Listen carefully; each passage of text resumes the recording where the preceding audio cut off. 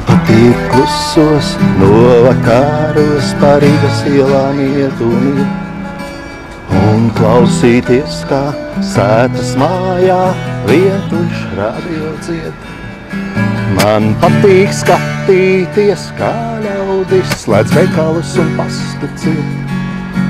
Un gaidot tramvaju pie stūra, vēl brīdi sanāk vienu vietu. Esiet sveicināti! Mani sauc Māris Millers, un man patiešām patīk pa Rīgas ielām iet. Un arī šodien mēs esam šeit, saulainā dienā, Basteikalnā, un es aicināšu jūs nelielā ekskursijā pa dažādām Rīgas vietām. Es ikdienā nodarbojos ar palīdzību maziem, nelieliem biznesiem, lielākiem biznesiem, privātiem biznesiem. Un tā kā Jāņa Viestura video auditorija ir veltīta nekustamam īpašumam, es nestāstīšu par pašām mājām, bet es stāstīšu ar jums par to, ko es no tām mājām un tām ēkām esmu paņēmis sev līdzi. Varbūt arī jums tas noderēs. Dodamies!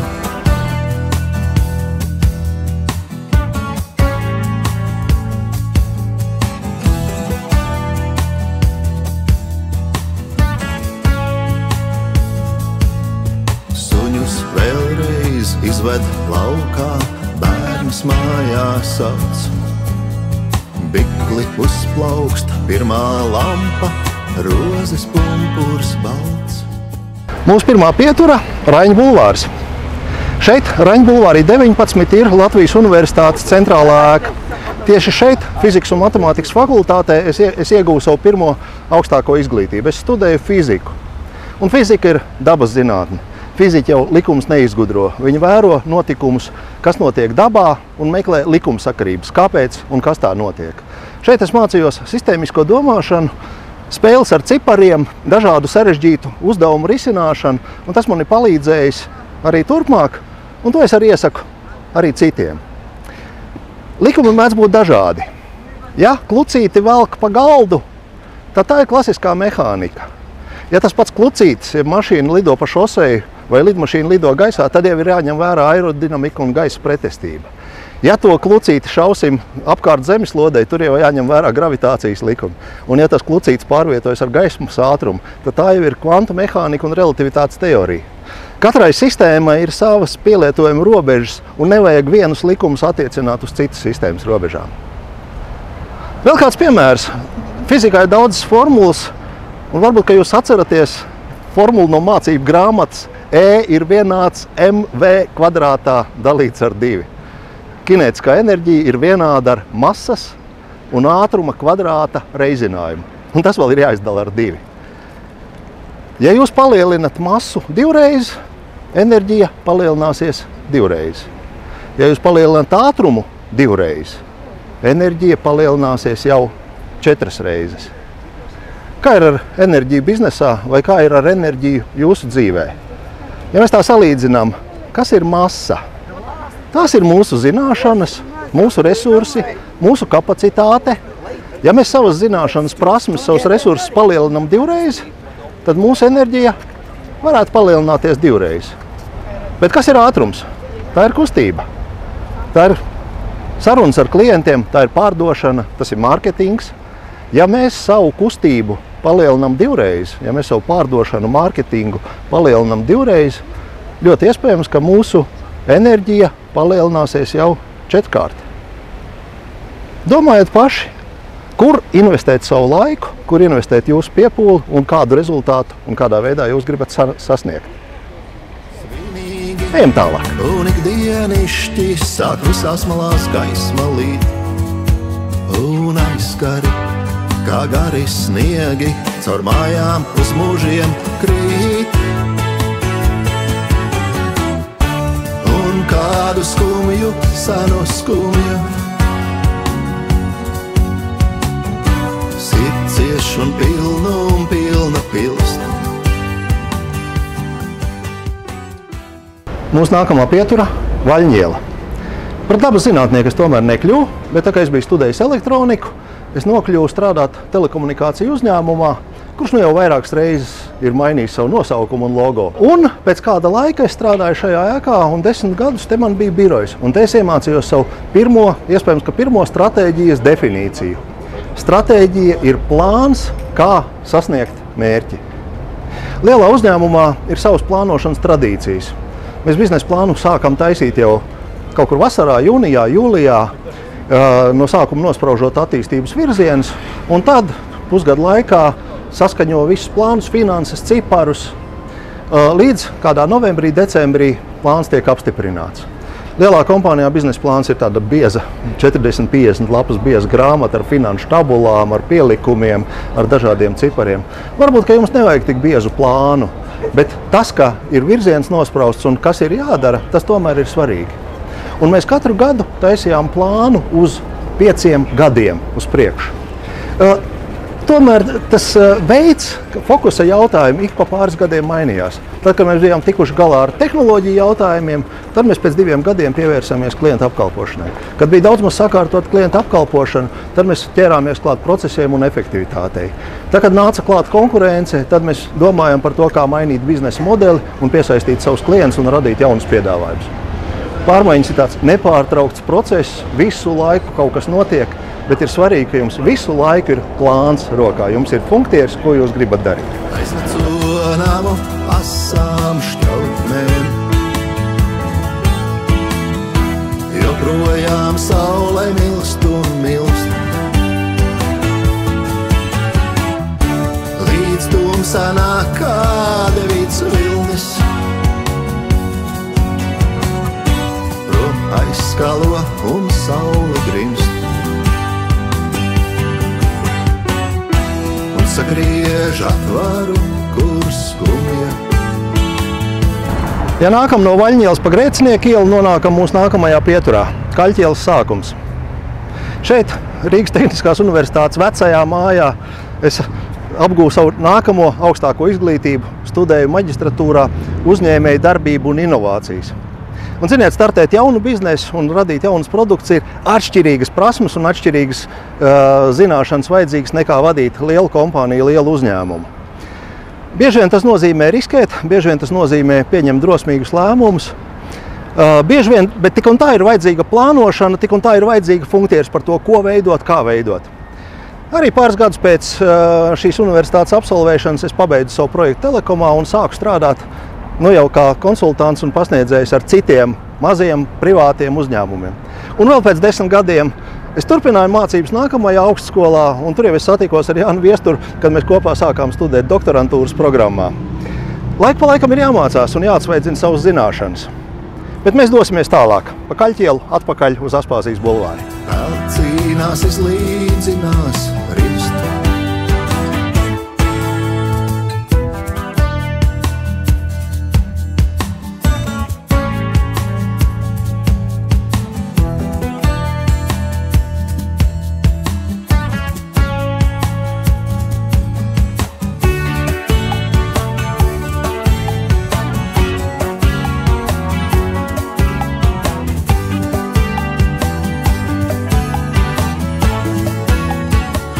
Te nu ir vieta nosaukt otro stratēģijas definīciju, kas skan apmēram šādi.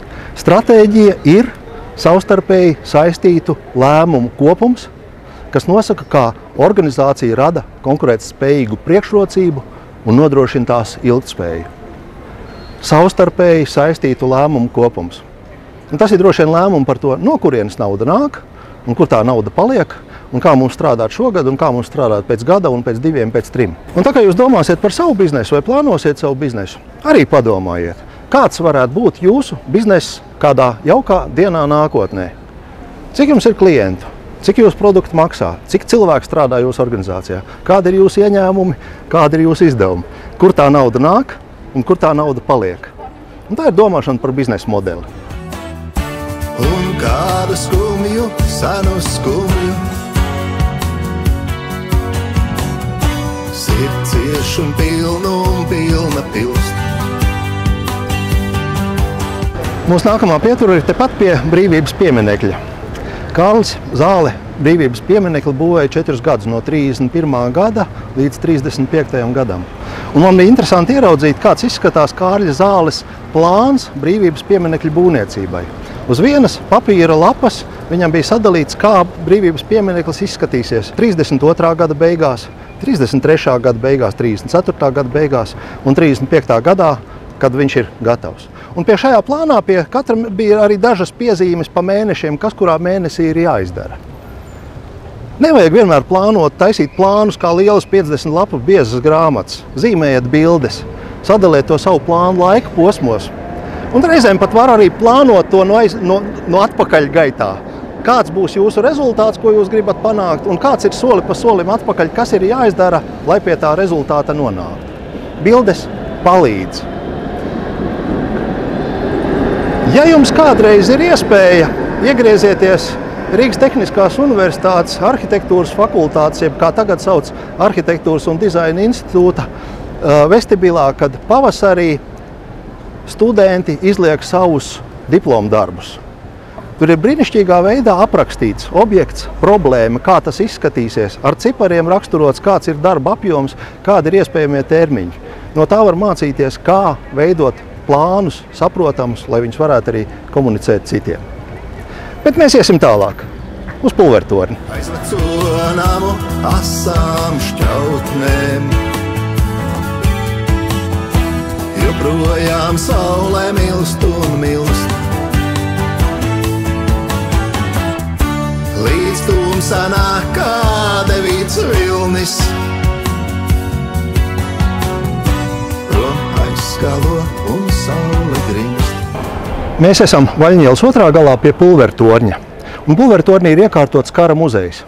Ja reiz mēs šodien runājam par stratēģiju, tad ir vērts izvilkt vēl vienu trešo stratēģijas definīciju, jo stratēģijas jēdziens patiesībā nāk no militārās zinātnes. Un iespējams kādā no militārām mācību grāmatām, kas ir atrodams arī šeit muzejā, atradīsim šādu definīciju. Stratēģija ir kara zinātne un māksla. Liela mēroga kaujas operācija vispārējai plānošanai un realizācijai. Zinātne, tas nozīmē, ka var sarēķināt, var aprēķināt, var uzzīmēt. Māksla, tas nozīmē, ka vajag arī pārliecināt citus, lai citi notic un pašam noticēt tam plānam, kas tev ir. Liela mēroga operāciju plānošanai. Liels mērogs, laikam katrs var mūsdienās domāt, vai tas ir 3 gadi vai 5 gadi. Dažkārt varbūt ir vērts plānot savu stratēģiju vai savu plānu līdz nākamai vasarai, vai varbūt 9 mēnešiem, varbūt ka pusotram gadam. Izvēlēties to laika intervālu pēc vajadzības. Un plānošanai un realizācijai. Un daudzi visbiežāk grēko ar to, ka stratēģija uz papīra ir laba, bet realizēt viņu neizdodas. Tad jautājums, vai tā bija laba stratēģija, ko neizdodas realizēt. Kā pieņemt labāks lēmums? Iesim uz mūsu nākamo pieturu un parunāsim arī par to. Un sagriež atvaru, kur skumja.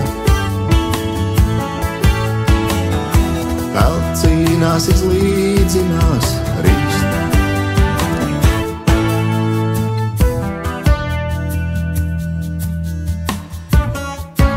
Mēs esam nonākuši pie Saeimas nama. Drīzumā tur sāksies rekonstrukcija un remonta darbi. Un lai vai kā dažiem patīk vai nepatīk tas, kas notiek Saeimā, tur ir dažas lietas, ko mēs varam paņemt sev un ko es esmu no turienes paņēmis. Un tā ir lēmumu pieņemšana 3 lasījumos. Ko nozīmē 3 lasījumi? Pirmais lasījums tā ir īsa iepazīstināšana ar ideju. Ņemiet arī savu ideju. Uzrakstiet uz vienas lapas īsos teikumos, kāds ir jūsu mērķis, kāda ir problēma, kāda ir situācija, kā jūs to taisties risināt, cik tas jums varētu izmaksāt. Ja ideja ir laba, apstipriniet to ideju un ejiet uz otro lasījumu. Otrais lasījums Saeimā tiek izstrādāta koncepcija, ko parasti dara komisija. Pasauciet savus idejas izvērtēšanā klāt kādu ekspertu, kādu lietpratēju, pārbaudiet ciparus, aprēķinus, veiciet kādu papildus analīzi. Ja arī otrajā lasījumā jūsu ideja izskatās labi esam, ejiet uz 3. lasījumu.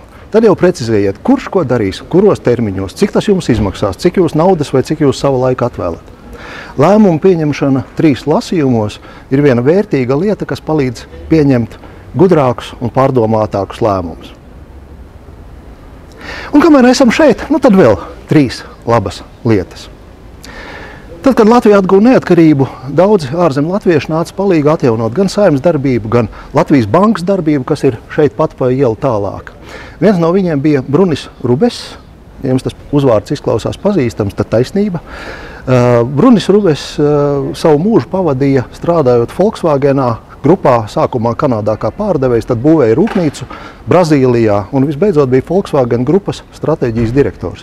Un man bija iespēja kādā seminārā iegūt viņa pieredzi, kā viņi veidoja stratēģiju Volkswagenā. Viņi izmantoja tā saucamo scenāriju plānošanu. Un par viņa pieeju scenāriju plānošanai es biju diezgan pārsteigts. Viņi taisīja 3 scenārijus. Pirmais scenārijs ir labais scenārijs, ja pozitīvais. Ko mēs gribam panākt, kāds būs rezultāts, ja mums viss izdosies. Jā, mēs arī esam pieraduši pie pozitīviem scenārijiem. Tad viņi taisīja otro scenāriju, ko varētu saukt par negatīvo scenāriju vai slikto scenāriju. Un tur ļauj izpausties arī tiem, kas ir oponenti vai kritiķi tai idejai. Mums arī apkārt ir diezgan daudz kritiķu un oponentu. Taisam otro scenāriju, negatīvo vai slikto scenāriju. Un tad viņi veidoja trešo scenāriju. Un par to es biju visvairāk pārsteigts. Kā trešo scenāriju viņi taisīja vēl labāko scenāriju. Tas ir tas scenārijs, ko mēs gribam panākt, un kā parūpēties par tām sliktajām lietām, lai viņas nenotiek un nenobremzē mūsu projektu. Lūdzu, atcerieties par lēmumu pieņemšanu 3 lasījumos un atcerieties arī par 3 scenārijiem. Labo, slikto un trešo vēl labāko. Pieņemiet savus gudrus, drosmīgus un labus lēmumus.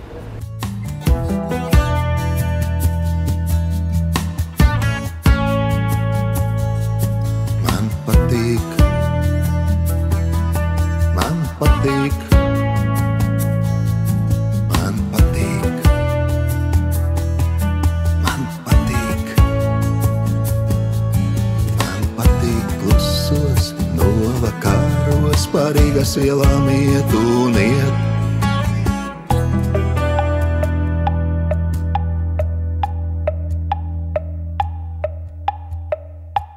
Mēs atkal esam atgriezušies Basteikalnā. Un kā izrādās, Basteikalns ir mākslīgi radīts kalns. 19. gadsimta vidū tika pieņemts lēmums nojaukt Rīgas nocietinājumu mūrus, visus šos būvgrūžus sabēra lielā kaudzē. Un tā mēs tikām pie šīs jaukās un saulainās un skaistās vietas. Rīgas nocietinājuma grāvis kļuva par Rīgas kanālu, tajā pusē izveidojās bulvārs, tur tagad ir veikali, kafejnīcas, restorāni, biroji. Pārmaiņas ārējā vidē nemitīgi notiek. Šīs pārmaiņas vienādi skāra visus pārējos. Dažus uz labu, dažus uz sliktu. Tāpat arī likumdošanas izmaiņas politikā, izmaiņas ekonomikā skar gandrīz vai vienādā veidā mūs visus. Un ja kādam kaimiņam biznesā veicās labāk nekā mums, tas varbūt nav gluži ārējās vidas nopelns, tātad viņš ir darījis kaut ko citu. Un ja jums veicās labāk, tātad jūs esat izdarījuši pareizās izvēles un pareizos lēmumus. Šajā nelielajā ekskursijā es ceru, ka dažas lietas jums noderēs. Jūs varbūt atcerēsieties par sistēmisko pieeju un spēlēšanos ar skaitļiem. Jūs atcerēsieties par plānošanas dažādām pieejām, 5 gadiem, 4 gadiem, ar cipariem, ar bildēm, ar biezām grāmatām, ar schēmām. Es ceru, ka jūs atcerēsieties kādu no 4 stratēģijas definīcijām, vai arī par lēmumu pieņemšanu 3 lasījumos, vai par 3 attīstības plānošanas scenārijiem. Lai jums veicās un lai jūs izdodās pieņemt labus un labākus lēmumus.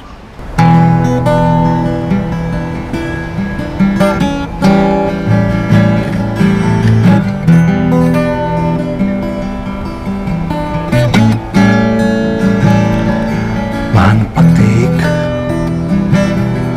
Man patīk. Man patīk.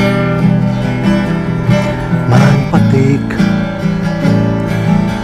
Man patīk klusos novakaros pa Rīgas ielām iet un iet.